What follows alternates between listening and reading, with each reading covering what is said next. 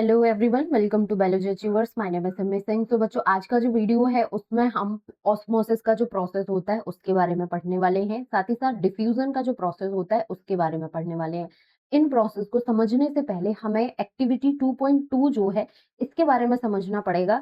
ये जो experimental setup यहाँ पर दिया हुआ है इस चीज को समझना पड़ेगा, जो कि बहुत सिंपल एक्सपेरिमेंट है। आप अपने घर पर भी बैठकर इसको कर सकते हो। एक्सपेरिमेंट जो है इसको सबसे पहले समझते हैं, उसके बाद आपको ऑस्मोसिस एंड डिफ्यूजन का जो प्रोसेस है वो बहुत इजीली समझ में आने वाला है। तो एक्सपेरिमेंट जो है इसमें क्या बोला गया है, इसमें बोला है कि एक आलू है, पोटैटो पीस है, इसको नाइफ की हेल्प से दो इक्वल साइज में कट कर लेना है। मतलब एक आलू के दो पीस कर लेने हैं और इक्वली साइज के होने चाहिए। अब जब इन दो आलू के पीस कर लोगे, आप एक आलू के दो पीस कर लोगे इस तरीके से, तो इन दोनों पीस का स्टार्टिंग में आपको इनिशियली वेट करना है। ठीक है, कि कितने कितने ग्राम के हैं ये आलू के पीस, की 10 ग्राम का है, 5 ग्राम का है, कितने ग्राम का है, वो चीज वेट करनी है और नोट कर लेना है कि इतने इतने ग्राम के थे। फिर उसके बाद क्या करना है, यहाँ पर आपको ये दो बीकर दिख रहे हैं, beaker A and beaker B. इस तरीके से दो बीकर लेने हैं, दो ग्लास भी ले सकते हो, दो कांच के जो ग्लास होते हैं वो भी आप यूज कर सकते हो। दो ग्लास ले लिए या दो बीकर ले लिए। एक बीकर में प्लेन जो टैप वाटर होता है वो आपने भर लिया और एक पीस आलू का उसमें डाल दिया। दूसरा जो ग्लास या बीकर होगा उसमें जो पानी आप टैप वाटर लोगे उसमें 20% या तो आप सॉल्ट का सोल्यूशन बना लो या फिर 20% आप शुगर सोल्यूशन बना लो, मतलब कि नमक या फिर चीनी का सोल्यूशन बना लो। ये 20% शुगर या सॉल्ट सोल्यूशन है, इसमें दूसरा आलू का पीस आपने डाल दिया। अब दोनों में आलू के पीस डाल दिए दोनों बीकर में। इसको आपको 1 घंटे के लिए बिना किसी डिस्टरबेंस के, कि हिलाना डुलाना नहीं है, बार बार उसको चेक नहीं करना है, बिना डिस्टरबेंस के 1 घंटे के लिए इसको ऐसे रख देना है। जब 1 घंटा अप्रोक्स हो जाए तो उसके बाद क्या करना है, ये दोनों आलू के पीस जो हैं इनमें से निकालने हैं। निकालने के बाद इनका फाइनल वेट जो है वो फिर से आपको कैलकुलेट करना है। मतलब कि स्टार्टिंग में आपने वेट लिया था कि 5-5, 10-10 ग्राम के, जितने भी ग्राम के आलू के पीस थे वो थे। 1 घंटा इनमें रखने के बाद फिर से आप इसका वेट करोगे कि किसी आलू के पीस का वेट जो है, वजन जो है वो बढ़ा है या फिर किसी का घटा है, क्या चेंजेस हुए हैं, ये चीज आपको देखनी है, मेजर करनी है, डिफरेंस जो है इसको कैलकुलेट करना है। अब आपने क्या ऑब्जर्व करोगे, जब ये एक्सपेरिमेंट आप इस तरीके से कंडक्ट कर लोगे तो आप देखोगे कि जो बीकर ए था, प्लेन पानी में जो हमने आलू का पीस डाला था, वो आलू का पीस जो है वो क्या हो गया, स्वेल हो गया। जैसे कि स्टार्टिंग में इनिशियली जब आलू थे दोनों पीस इस तरीके थे, फाइनल जब आपने निकाला तो ए जो बीकर ए वाला आलू का पीस था, जो प्लेन पानी में था आलू का पीस, वो क्या हो गया, स्वेल कर गया, मतलब कि फूल गया। जैसे किसमिस आप रात में भिगोते हो, सुबह देखते हो एकदम फूल जाती है, वैसे ये आलू का पीस जो है वो भी फूल गया। लेकिन जो बीकर बी वाला था जिसमें 20% सॉल्ट या फिर शुगर सोल्यूशन था, वो आलू का पीस आपका क्या हो गया, श्रिंक हो गया। श्रिंक मतलब होता है सिकुड़ गया, जैसे कि ये आपको सिकुड़ा हुआ दिख रहा है। ये एक एक्सपेरिमेंट था। अब ये चीज हुई कैसे, क्यों होती है ये चीज कि एक पीस आलू का सूज गया, मतलब फूल गया, दूसरा आलू का पीस सिकुड़ गया, मुरझा सा गया। तो ये चीज क्यों हुई, ये चीज इस वजह से होती है कि जो सेल मेम्ब्रेन होती है, सेल मेम्ब्रेन का कॉन्सेप्ट हमने कल के वीडियो में बहुत क्लियर वे में पढ़ा था कि ये जो हमारी एक सेल होती है, सेल की जो ये आउटर कवरिंग होती है जिसको हम सेल मेम्ब्रेन बोलते हैं, ये होती है सेलेक्टिवली परमेबल। सेलेक्टिवली परमेबल कहने का मतलब ये हो गया कि इस सेल मेम्ब्रेन के थ्रू कुछ सेलेक्टेड मॉलिक्यूल्स जो हैं वो सेल के बाहर मूव कर सकते हैं और बाहर से कुछ सिलेक्टेड मॉलिक्यूल्स सेल के अंदर जा सकते हैं, जिनको ये अलाउ करेगी, ओनली वही मॉलिक्यूल्स अंदर और बाहर जा सकते हैं। ये इस वजह से होता है।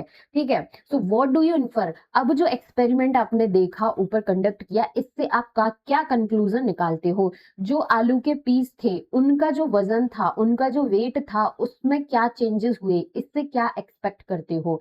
ठीक है, क्योंकि बीकर ए वाला जो आलू का पीस था, प्लेन वाटर वाला, उसका साइज जो है, वेट जो है वो इंक्रीज हो गया, मतलब कि बढ़ गया, वो स्वेल कर गया। लेकिन बीकर बी वाला जो आलू का पीस था उसका साइज सिकुड़ गया, श्रिंक हो गया। ये ऐसा किस वजह से हुआ, ये इसी वजह से होता है कि जो सेल मेम्ब्रेन होती है, ये जो सेल मेम्ब्रेन है, ये अलाउ करती है वाटर के मूवमेंट को in and out of the cell.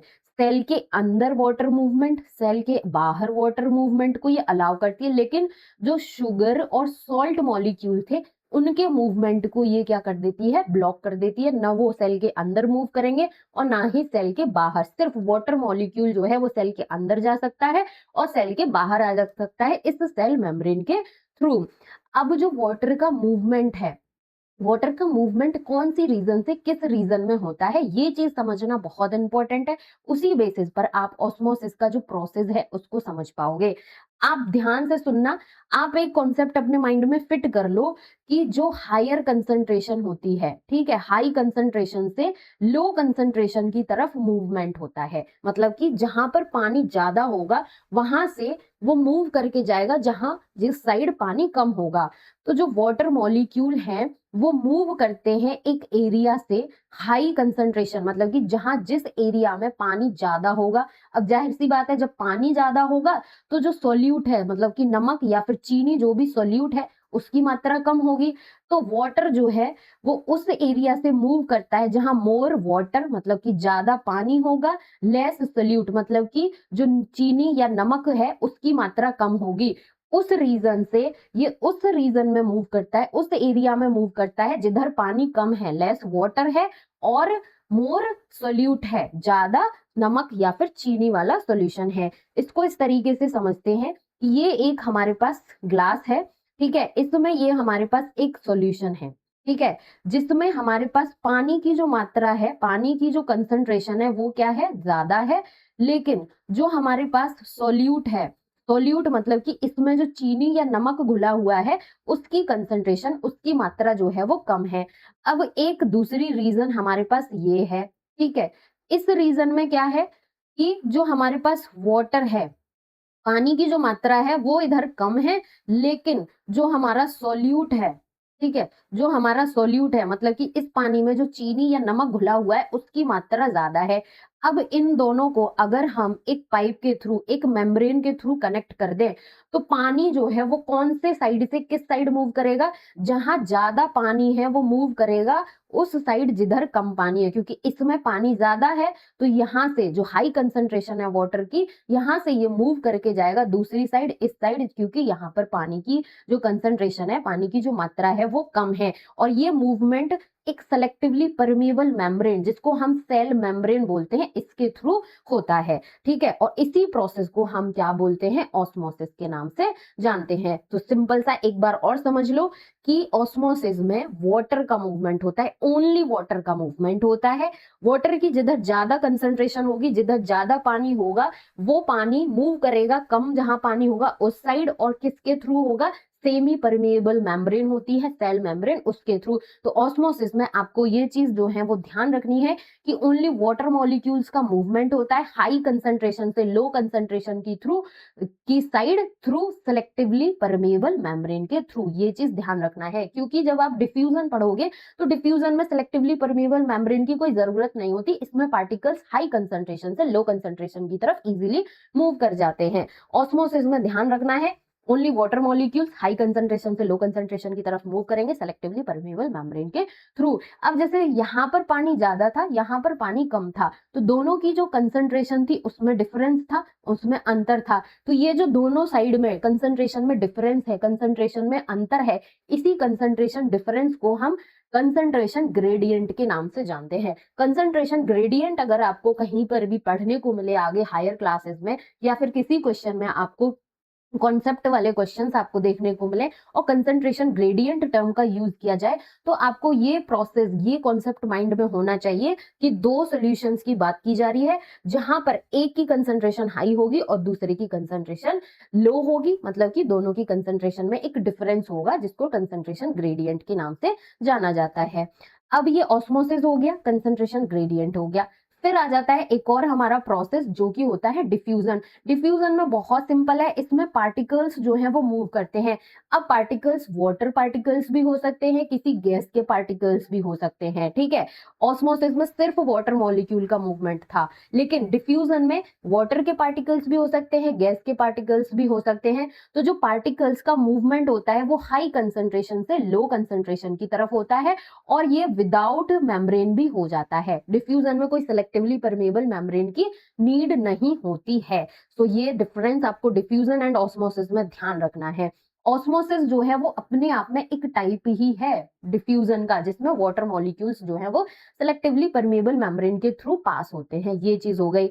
अगर यदि हम एक एग्जाम्पल की बात करें कि ऑस्मोसिस का एग्जाम्पल क्या हो सकता है, तो जो हमारे प्लांट्स होते हैं, ठीक है, ये हमारा प्लांट है, ये इसका सरफेस हो गया प्लांट्स का, यहाँ पर ये क्या है, रूट है, ठीक है, ये प्लांट्स की क्या है, रूट है। तो जो प्लांट्स हैं, इसकी रूट जो है वो क्या करती हैं, जो सॉइल है उसमें जो वाटर होता है, सॉइल में जो वाटर है, सॉइल में जो मिनरल कंटेंट होते हैं, उसको रूट जो है एब्जॉर्ब करती हैं, पानी और मिनरल्स को एब्जॉर्ब करती हैं रूट्स, किस प्रोसेस के थ्रू, ऑस्मोसिस के थ्रू।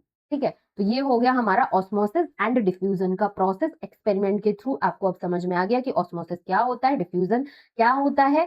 उसके बाद अगर यदि हम कुछ और कॉन्सेप्ट की बात करें, जो कि आप यहाँ पर इस इमेज में देख सकते हो, जो कि बहुत इंपॉर्टेंट कॉन्सेप्ट है, जैसे कि व्हाट इफ, अगर यदि एक सेल को हम सॉल्ट या शुगर सॉल्यूशन में डिफरेंट कंसंट्रेशन के साथ में रख दें, कि एक सेल थी, उसको हमने नमक या चीनी वाले घोल में रख दिया, एक ऐसा घोल कि उस किसी एक घोल में बहुत ज्यादा नमक और चीनी था, एक घोल में बहुत कम नमक और चीनी था, एक घोल में बिल्कुल भी नमक और चीनी नहीं था।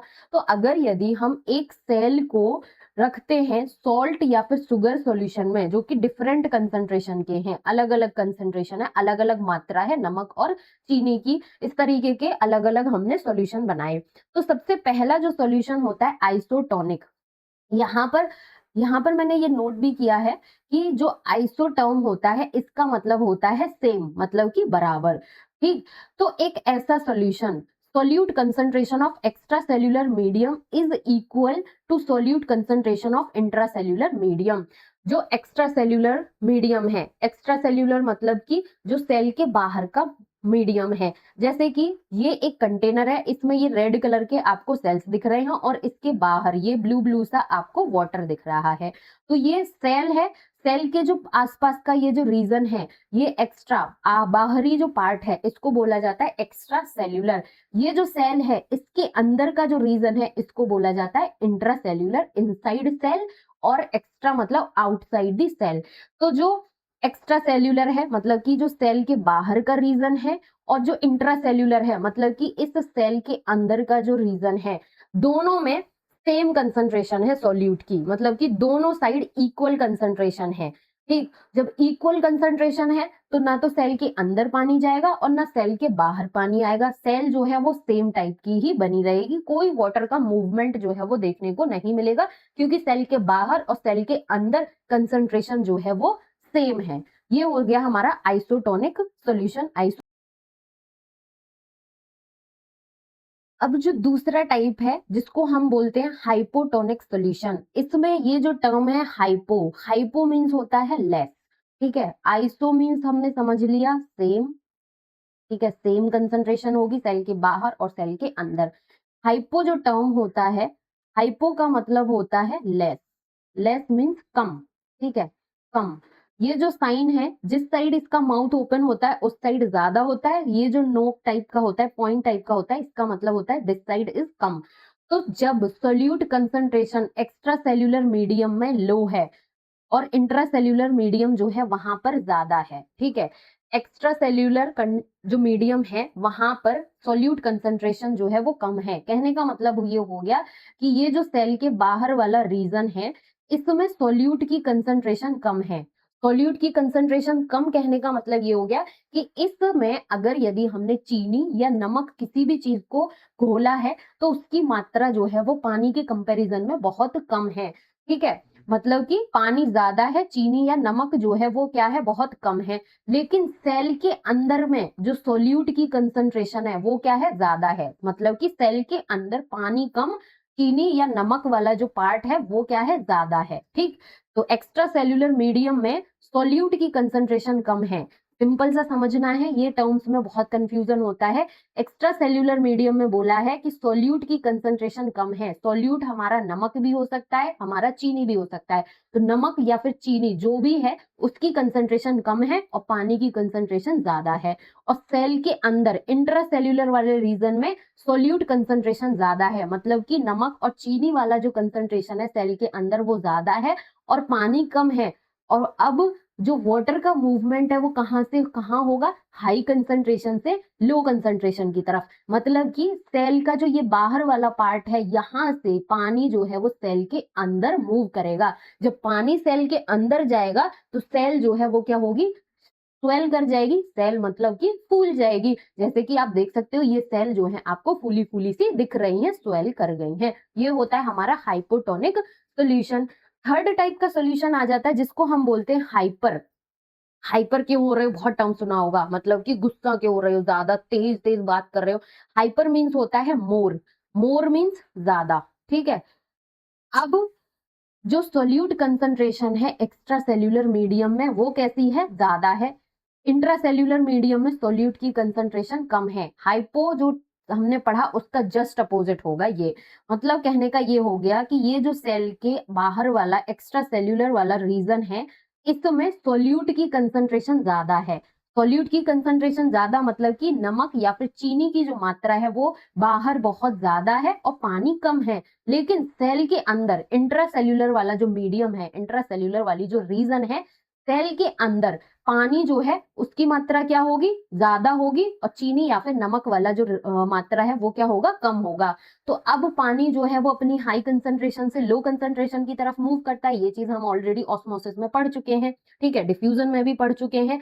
तो सेल के अंदर जब पानी ज्यादा होगा, बाहर कम है, तो सेल के अंदर से पानी बाहर आएगा। ठीक है। बाहर जब सेल के अंदर से पानी बाहर आएगा तो सेल जो है वो क्या होगी, श्रिंक हो जाएगी, सिकुड़ जाएगी। जो कि आप यहाँ पर देख सकते हो कि छोटी छोटी सेल्स जो हैं ये क्या हो गई हैं, सिकुड़ गई हैं। तो ये होते हैं हमारे hypotonic, hypertonic and isotonic solutions. इनको मैं एक बार और समराइज कर देती हूँ सिंपल से वे में। आइसो मीन्स होता है सेम, तो जो सेल के बाहर मतलब कि एक्स्ट्रा सेल्यूलर मीडियम जो है वहां, और इंट्रा सेल्यूलर मतलब कि सेल के अंदर, दोनों साइड में इक्वल कंसंट्रेशन है। तो वाटर का जो मूवमेंट है वो किसी भी डायरेक्शन में नहीं होगा। No net water movement isotonic solution में देखने को मिलता है। हाइपोटोनिक सोल्यूशन में क्या होता है कि जो एक्स्ट्रा सेल्यूलर मीडियम है, मतलब कि सेल के बाहर पानी की मात्रा ज्यादा है, सेल के अंदर पानी की मात्रा कम है, तो बाहर से पानी जो है वो सेल के अंदर एंटर करेगा और उस वजह से सेल जो है वो फूल जाएगी। जैसे कि किशमिश है, किशमिश को आपने पानी में रख दिया तो पानी बाहर ज्यादा था, किशमिश के अंदर पानी कम था, तो किशमिश के अंदर पानी गया और किशमिश जो है वो फूल गई। ये हाइपोटोनिक सोल्यूशन हो जाता है। थर्ड टाइप आता है हाइपरटोनिक। हाइपरटोनिक में क्या है कि सेल के बाहर वाला जो एक्स्ट्रा सेल्यूलर मीडियम है वहां पर पानी जो है वो कम है, लेकिन सेल के अंदर इंट्रा सेल्यूलर वाले रीजन में पानी ज्यादा है। तो पानी सेल के अंदर से बाहर आएगा और सेल जो है वो क्या हो जाएगी, सिकुड़ जाएगी, श्रिंक हो जाएगी। सो आई होप कि ये सारे कॉन्सेप्ट्स आपको अच्छे से समझ में आए होंगे। अगर फिर भी कोई डाउट हो तो कमेंट सेक्शन में जरूर कमेंट करना। नेक्स्ट वीडियो जो है उसमें हम सेल वॉल के कॉन्सेप्ट को समझेंगे, जो कि बहुत ज्यादा इंपॉर्टेंट फीचर है एक सेल का, और किस किस में पाया जाता है, किस में नहीं पाया जाता, ये चीज भी हम समझेंगे। अगर इस वीडियो में कोई डाउट हो तो कमेंट सेक्शन में जरूर कमेंट करना। वीडियो अच्छी लगी हो, हेल्पफुल हो तो प्लीज सेशन को लाइक करना, अपने फ्रेंड्स के साथ शेयर करना एंड चैनल को जरूर सब्सक्राइब करना। Thank you so much for watching.